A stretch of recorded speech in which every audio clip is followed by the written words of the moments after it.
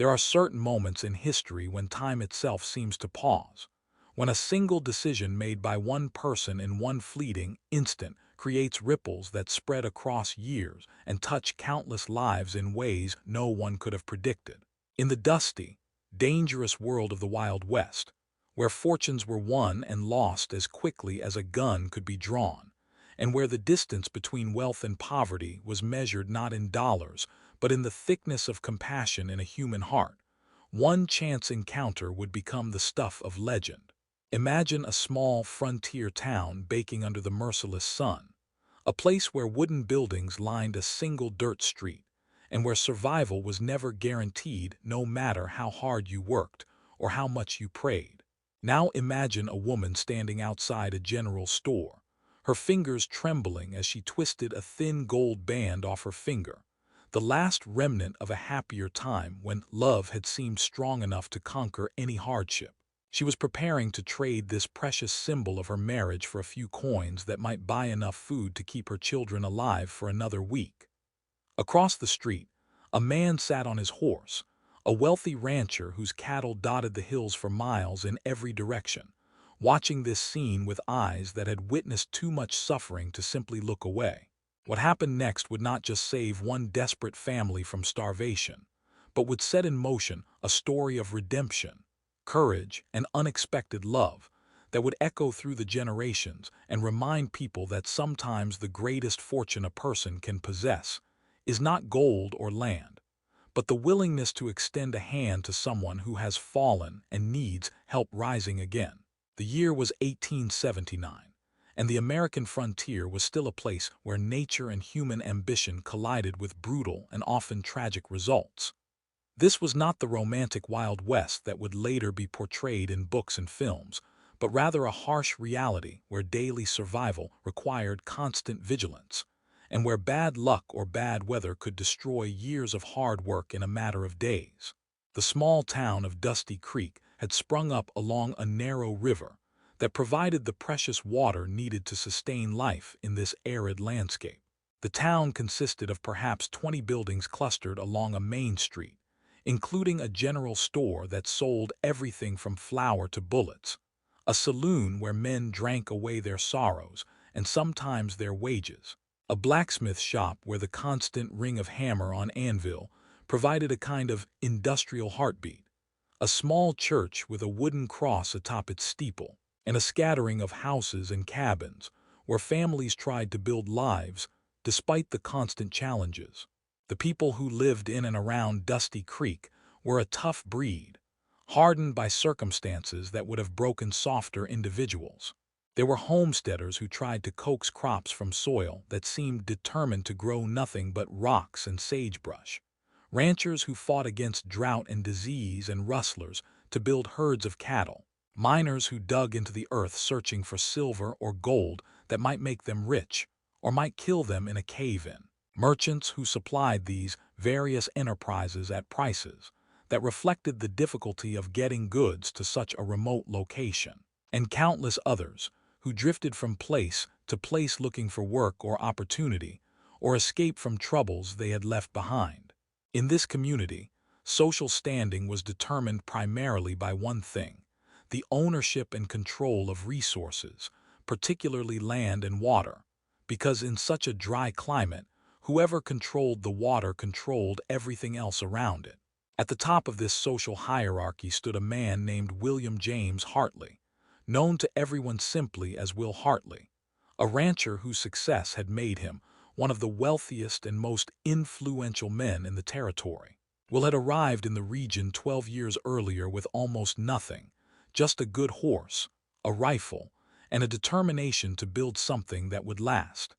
He had worked as a cowhand for other ranchers, learning every aspect of the cattle business while saving every penny he could. When opportunities appeared, he seized them, buying land when prices dropped after a particularly harsh winter, acquiring water rights that other men had undervalued, slowly and methodically building an empire of grass and cattle. By 1879, his ranch sprawled across thousands of acres, his herds numbered in the thousands, and his word carried weight in every business decision made in the region. Despite his wealth and power, Will Hartley had a reputation for fairness that set him apart from some other successful men who had become cruel or arrogant with their success.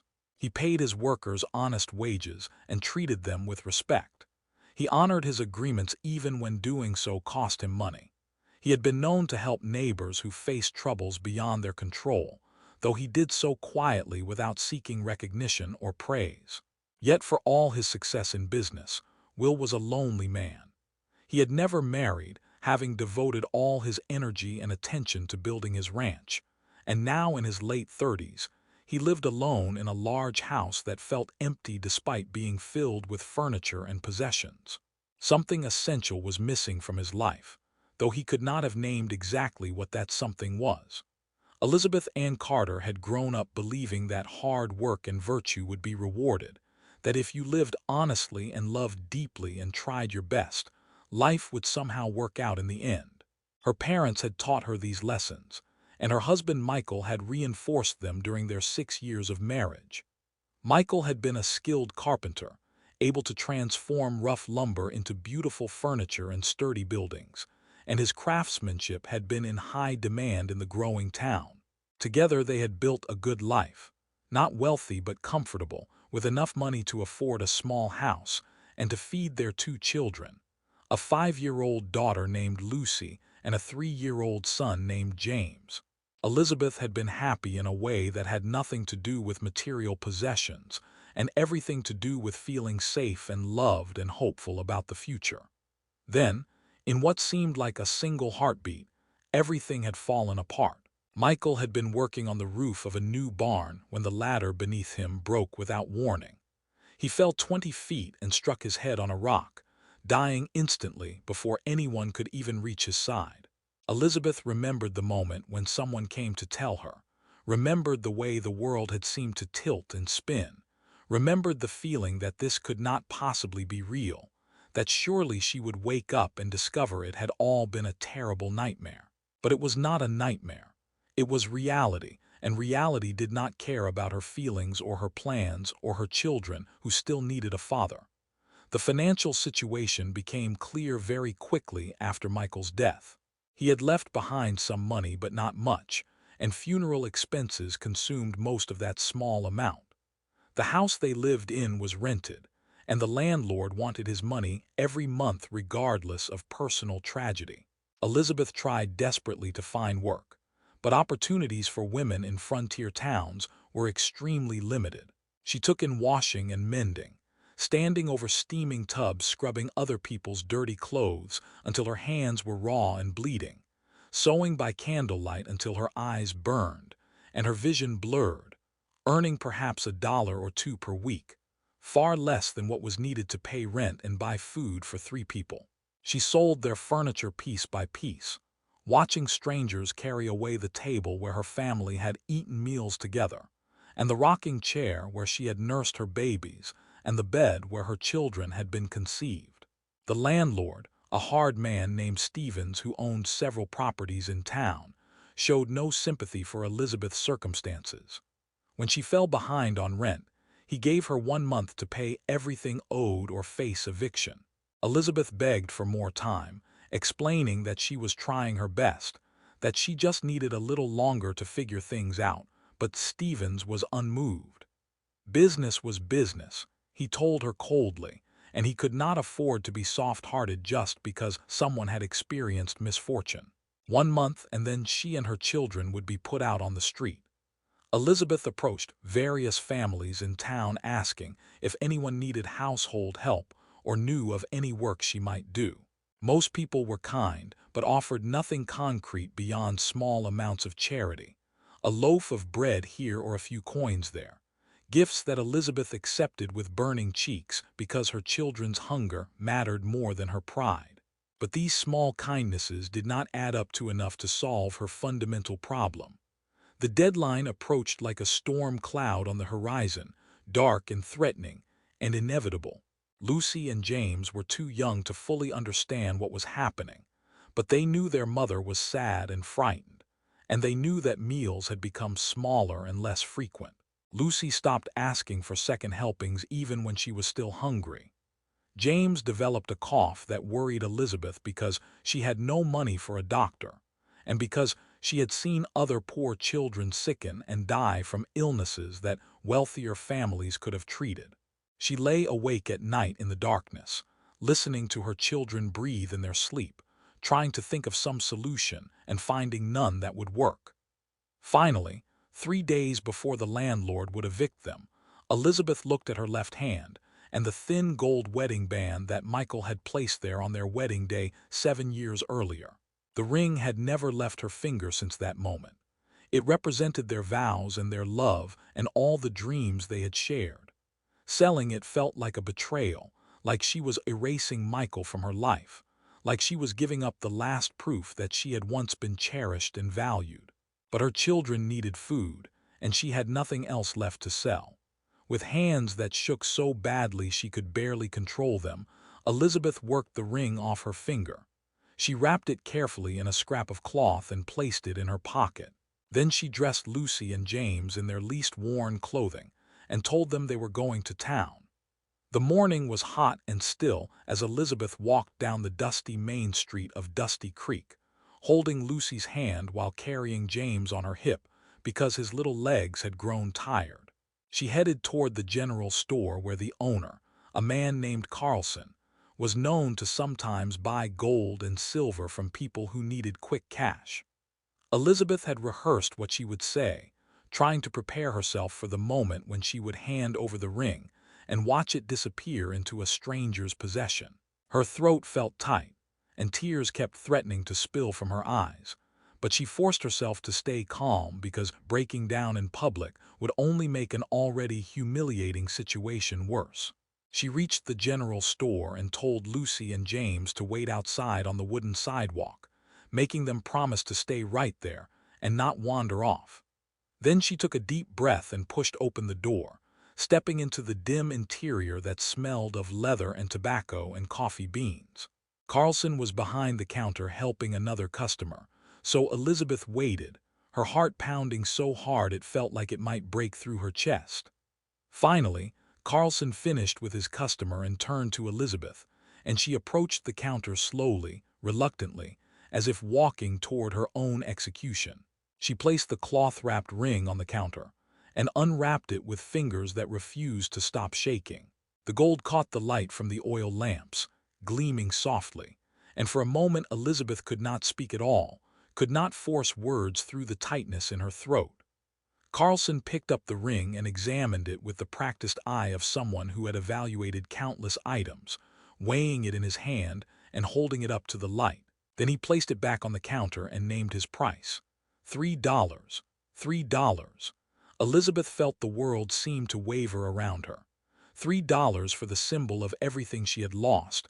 $3 that would buy perhaps 10 days' worth of basic food but would not pay the rent and would not solve any of her fundamental problems. She tried to speak, tried to say that surely it must be worth more than that, but her voice came out as barely a whisper. Carlson shrugged and said that gold prices were not what they used to be and that he had to make a profit too, and $3 was his final offer. Take it or leave it. Outside, Will Hartley had ridden into town to conduct some business at the bank and to pick up supplies. He tied his horse to the hitching rail in front of the general store and stepped up onto the wooden sidewalk, noticing the two small children standing near the door. They were thin, painfully thin in the way that indicated prolonged hunger rather than just natural slenderness, and their clothes had been mended so many times that they were more patches than original fabric. The little girl was holding her brother's hand protectively, and both children had eyes that seemed too large and too solemn for their young faces. Will nodded to the children and walked into the store, his mind already focused on the errands he needed to complete. But as he entered, he heard the tail end of the conversation between Carlson and a woman at the counter, heard Carlson say $3 in a tone that suggested negotiation was over. Something in the quality of the silence that followed made Will pause and pay attention. He looked toward the counter and saw a young woman standing there, her shoulders slumped in defeat, staring down at something that lay between her and Carlson. Even from behind, Will could read desperation in every line of her body. Will moved closer, close enough to see what lay on the counter. A simple gold wedding band, the kind that working people exchanged when they married, the kind that represented love rather than wealth. Understanding hit Will like a physical blow. This woman was selling her wedding ring, which meant she had already sold everything else, which meant she was at the absolute end of her resources, which meant those two thin children outside were probably hers and probably hungry. The entire tragic story was written in that small gold circle lying on Carlson's counter. Will Hartley had seen much suffering in his years on the frontier, had witnessed hardship and loss, and people broken by circumstances beyond their control. Usually he minded his own business, understanding that he could not solve every problem or save every person who fell on hard times. But something about this particular moment struck him with unusual force. Maybe it was thinking about those two hungry children outside. Maybe it was the woman's obvious reluctance to part with the ring, the way she kept touching it as if saying goodbye to someone she loved. Maybe it was simply that he happened to be in the right place at the right moment and recognized that he had both the power and the responsibility to help. He spoke before he fully thought through what he was doing, his voice calm but carrying the natural authority of someone accustomed to being listened to. He told Carlson to wait a moment, that he would buy the ring himself, and he named a price of $40, more than 10 times what Carlson had offered. The store went completely silent. Carlson stared at Will like he had lost his mind. The woman spun around to look at who had just spoken, her face pale and her eyes wide with shock and confusion. Will pulled out his wallet and counted out $40 in bills, placing them on the counter next to the ring, his movements deliberate and final, leaving no room for argument. Elizabeth Morrison stared at this tall rancher whose name she knew by reputation but whom she had never personally met, trying to understand what had just happened, and why a wealthy man would pay such an absurd amount for a simple gold band that was worth perhaps $5 at most.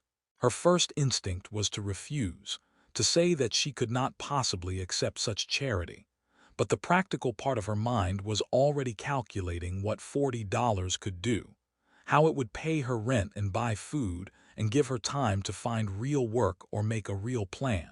She tried to speak, tried to say something, but her voice broke and tears began to run down her face despite her fierce efforts to maintain control. Will saw her distress and spoke gently, telling her that he was not offering charity but was buying something he wanted, that he collected such items for personal reasons he did not need to explain. His tone was respectful and matter-of-fact, designed to give her a way to accept the money without feeling demeaned. Elizabeth stared at him for a long moment, searching his face for any sign of mockery or hidden agenda, and found only sincerity. With shaking hands, she picked up the money from the counter, folding the bills carefully and clutching them like they might disappear if she did not hold them tightly enough. She whispered a thank you that was barely audible, and then turned to leave quickly, desperate to get outside before she completely fell apart in front of strangers. But Will spoke again before she reached the door, asking her to wait just a moment, saying he wanted to speak with her outside.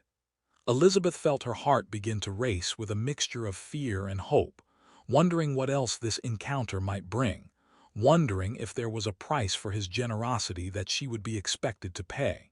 She stepped out onto the wooden sidewalk where Lucy and James waited, and Will followed her, removing his hat in a gesture of respect. He looked at Elizabeth and her two children, and for a moment he said nothing, just studied them with thoughtful eyes. Then Will asked Elizabeth direct questions in a voice low enough that passers-by could not easily overhear. He asked if she had work and a way to support her children. He asked if she had family nearby who could help. He asked what her plans were beyond paying immediate debts. Elizabeth answered honestly, her voice quiet but steady, telling him about Michael's death and her failed attempts to find adequate work and the eviction notice that hung over her head like a sword. She spoke quickly, her pride burning at having to reveal her failures to a stranger, but also recognizing that this man seemed genuinely interested in understanding her situation rather than judging her for it. Will listened carefully, nodding occasionally, his face thoughtful. Then he made a decision that surprised him even as the words left his mouth. He told Elizabeth that he owned a large ranch about 8 miles outside town and that he needed someone to manage his household. His previous housekeeper had left several months ago to return east to care for aging parents, and since then, he had been making do with inadequate temporary arrangements. He needed someone who could cook decent meals, keep his house clean and organized, manage household supplies, and generally create a proper home environment rather than just a place where he slept between long days of work. The position, Will explained, would include a small house for Elizabeth and her children, a cabin located near the main ranch house that had 2 rooms and a good stove, and would provide shelter far better than most housing available to people of limited means. The job would also include food from the ranch supplies, meaning Elizabeth and her children would eat well, including fresh beef and vegetables from the ranch garden. Most importantly, the position would pay wages of $25 per month, a substantial sum that would allow Elizabeth to save money while also providing immediate stability and security. Elizabeth listened to this offer with emotions tumbling through her like a flood. It sounded too good to be true, and her experience had taught her that when something seemed too good to be true, it usually was. She had heard stories about wealthy men who made generous offers to desperate women, offers that came with unstated expectations and demands. She needed to know if this rancher's intentions were honorable, or if accepting his offer would mean compromising herself in ways she was not willing to do regardless of how desperate her circumstances had become. She asked him directly, meeting his eyes, whether he was offering honest employment or whether there were other expectations attached to the position.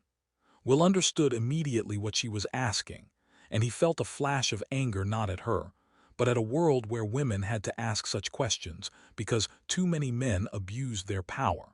He looked Elizabeth straight in the eye and spoke with absolute clarity, telling her that he was offering straightforward employment, that his interest was entirely practical and professional, that she would be treated with complete respect by him and by every man who worked on his ranch, and that if any man gave her trouble, she should report it immediately, and that man would be fired on the spot without hesitation. He went further, telling her that if she had any doubts about his character, she should ask anyone in town about his reputation. He said she was free to refuse the offer if she felt uncomfortable, that he would not be offended, that the $40 was hers regardless and she owed him nothing. But he also told her that he believed the arrangement would benefit both of them, that she clearly needed work and security while he needed someone capable to manage his household. Elizabeth studied Will's face, looking for any hint of deception, and found only honesty and a kind of awkward sincerity that was somehow reassuring. She thought quickly through her options and realized she did not really have any alternatives that made sense. She could refuse and try to survive on the $40 until she found something else, but opportunities were scarce and the money would run out quickly. Or she could accept this offer and give herself and her children a real chance at stability. After a moment that seemed to stretch forever, Elizabeth nodded and said yes in a quiet but firm voice, committing herself to this path, trusting this stranger because she had no better choice, and because something in her instincts told her he was an honorable man. The next morning, Will arrived at Elizabeth's rented house with a wagon to transport her and her belongings to the ranch. The few possessions she had left did not take long to load, just some clothes, a few cooking utensils, some books that had belonged to Michael, and a handful of toys and personal items. Lucy and James climbed into the wagon with excitement that temporarily overcame their usual quiet sadness, eager to see the new place where they would be living. Elizabeth sat on the wagon bench next to Will, and they set out from Dusty Creek, following rutted roads that wound through open grassland dotted with rocky hills and stands of trees. The ranch, when it came into view after about 2 hours of travel, was far more impressive than Elizabeth had imagined. The main house was large and well-built, constructed of timber and stone with multiple windows and a wide porch. Surrounding it were numerous outbuildings including barns, corrals, storage sheds, and a bunkhouse for the ranch workers. In the distance, Elizabeth could see hundreds of cattle grazing across vast pastures, more cattle than she had ever seen in one place, representing wealth that seemed almost incomprehensible to someone who had been facing starvation just days earlier. Will drove the wagon to a small cabin that stood perhaps 300 yards from the main house, positioned to offer both proximity and privacy.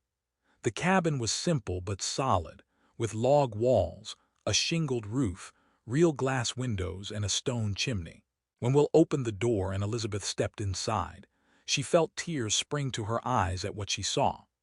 The interior consisted of two rooms, a main room with a good iron cookstove, a table with chairs and shelves along the walls, and a smaller bedroom containing two narrow beds with mattresses and clean blankets.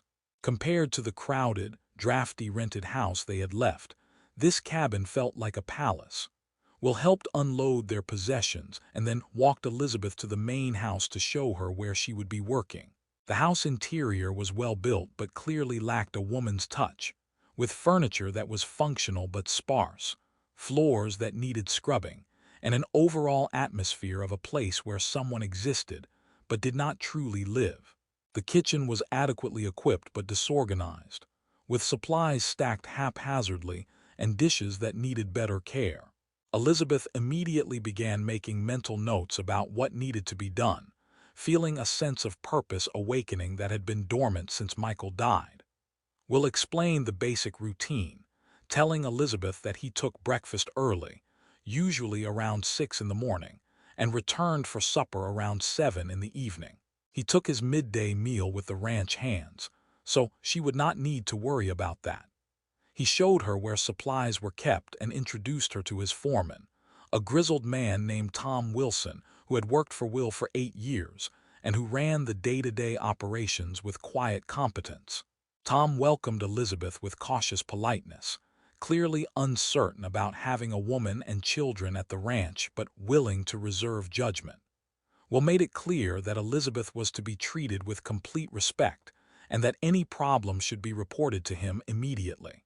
Over the following days and weeks, Elizabeth threw herself into her work with energy born of gratitude and determination to prove she was worth the chance Will had given her.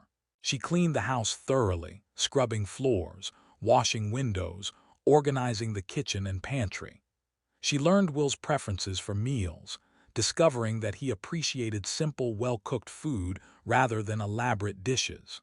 She established routines that brought order to his domestic life, ensuring clean clothes, organized paperwork, and a house that felt like a home. Lucy and James adjusted to ranch life with the remarkable adaptability of children. Will arranged for them to attend a small school that served several ranch families in the area, a one-room building about 4 miles away, where a young teacher named Miss Sarah Collins taught a dozen students of various ages. The children thrived with regular meals and stable housing, gaining weight and energy, beginning to laugh and play again. As weeks turned into months, something unexpected began to develop between Elizabeth and Will, a connection that went beyond their employer-employee relationship. It started with conversations during the evening meals Elizabeth prepared, with Will lingering at the table after eating, talking about his day and asking about hers, sharing stories about his past and listening to her memories of Michael. These conversations revealed that despite their different circumstances, they had much in common, both having experienced loss, both valuing honesty and hard work, both possessing a quiet strength that had carried them through difficult times. Will found himself thinking about Elizabeth during his work days, looking forward to returning home, not just for the meals she would prepare but for her company.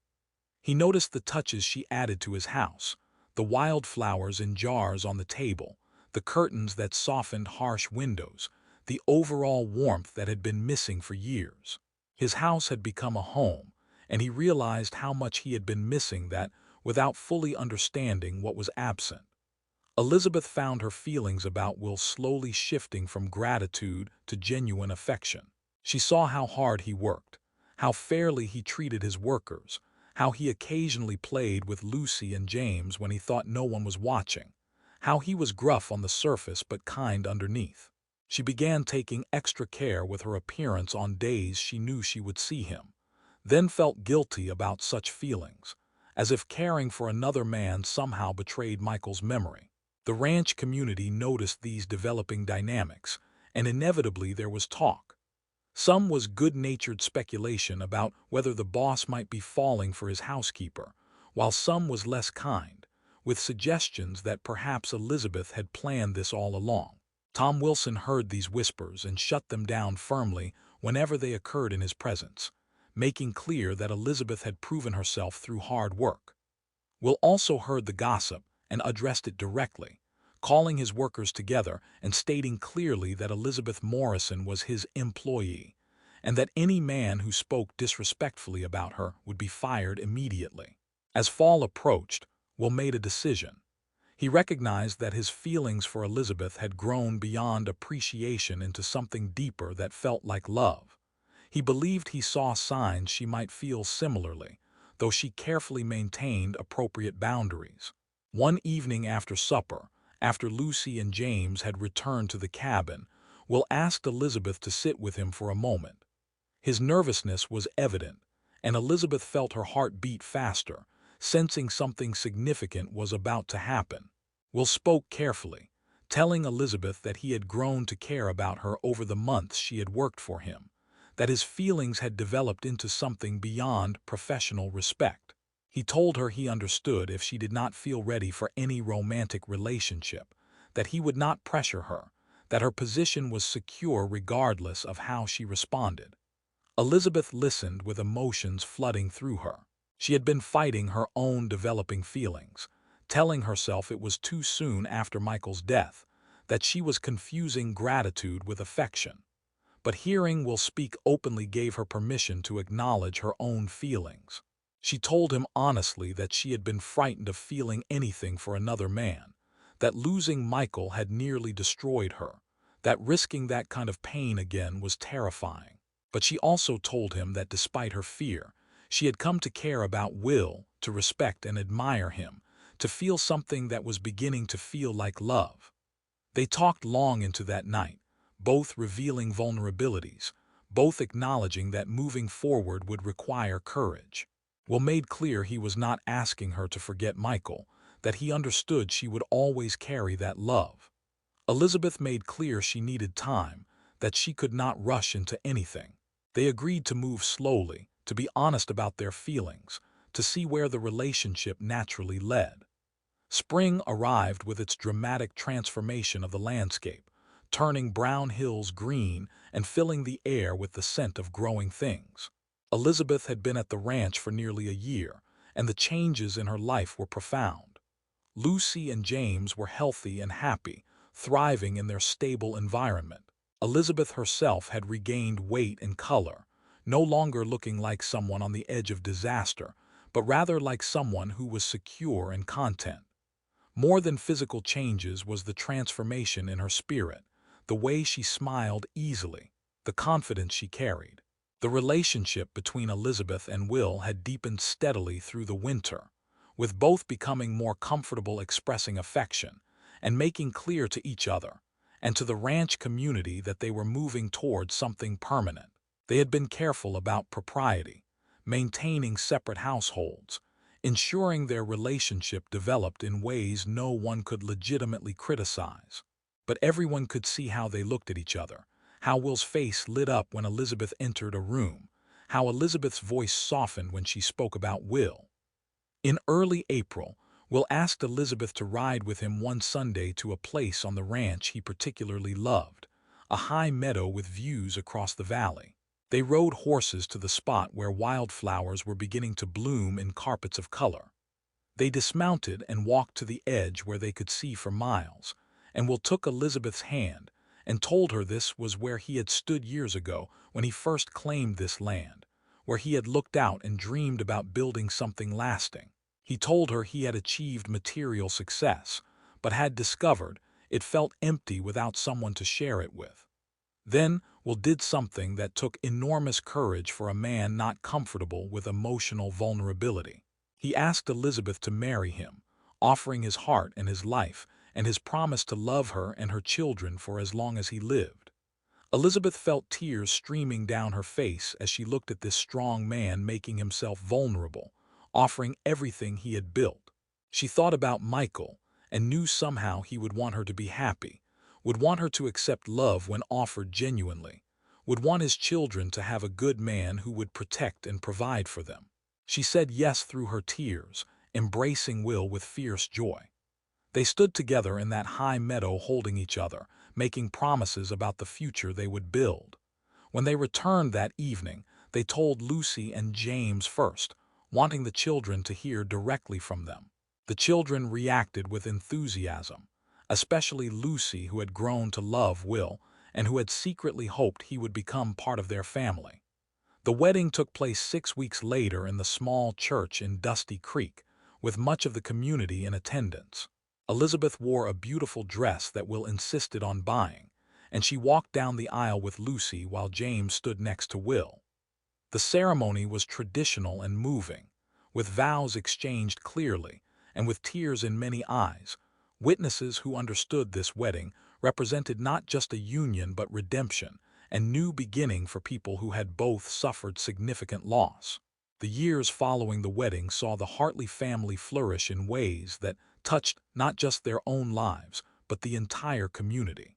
Will and Elizabeth's ranch became known not only for successful cattle operations, but for being a place where people in trouble could find help, where families facing hardship might receive assistance, where workers were treated fairly. Elizabeth established informal support networks for women in the area, particularly widows and single mothers facing circumstances she had once confronted. She would hire them for temporary work, connect them with others who might need help, share food with families who were hungry. Lucy grew into an accomplished young woman who became a teacher, dedicating her life to educating frontier children, never forgetting the kindness that had saved her family. James became a skilled rancher who eventually managed the Hartley Ranch, running it with the same fairness his stepfather had demonstrated. Will and Elizabeth had 2 more children together, a son and daughter who grew up knowing they were born into a family created from second chances. The story of how Will and Elizabeth met, the encounter where a wealthy rancher paid far too much for a wedding ring and offered a desperate widow a chance at new life, became legendary in the territory. It was told and retold as an example of how a single act of kindness could change everything. Elizabeth kept that first wedding ring, the one from Michael that she had tried to sell, because Will gave it back to her as a wedding gift, telling her it represented her first love and should be kept always as a reminder of where she had come from and what she had survived. In the harsh landscape of the American frontier, where survival often seemed to require hardness, and where compassion could be mistaken for weakness, the story of Will Hartley and Elizabeth Morrison stands as powerful testament to what happens when someone with resources chooses to see the humanity in someone without them. Will did not have to stop and notice a struggling widow trying to sell her wedding ring. He did not have to offer her employment or open his life to her and her children. He could have ridden past that general store and never thought twice about the desperate woman inside. And no one would have blamed him because that was how most people operated in that difficult time and place. But Will made a different choice, guided by memories of his own struggles and by fundamental decency that wealth had not eroded. That choice, made in a moment outside a frontier store, became the foundation for a love story and a family, and a legacy extending across generations. Elizabeth showed the courage required to accept help when offered, to trust despite having reasons to distrust, to risk opening her heart again after loss had nearly destroyed her. Together, they built something greater than either could have created alone, a partnership based on mutual respect and genuine affection that grew from unlikely beginnings into something deep and lasting. Their story reminds us that we never truly know when our small actions might have enormous consequences, when our choice to help or ignore might change someone's entire life trajectory. It reminds us that wealth means nothing if not connected to generosity of spirit, and that poverty does not diminish human worth or capacity for dignity and strength.